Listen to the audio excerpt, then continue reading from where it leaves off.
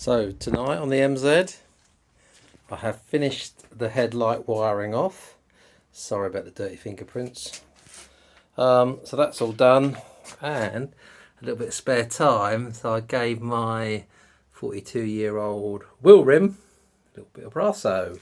So yeah, it's pretty shiny. So all I've got left to do, third time lucky, if I get my airbox back, it goes there.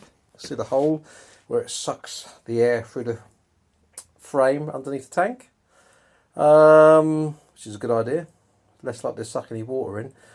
So once I've got that on, I can then put the tray the other side, which mounts the battery and all the electrics. But yeah, so I've been waiting for that third time. Don't know if you noticed, I put the old tax disc back on. So yeah, it's getting there. Ooh. Anyway, I fitted my mirror, so there's the mirror now. So yeah, just waiting for that panel, then I can put it all back together and see how it goes. Anyway, there you go.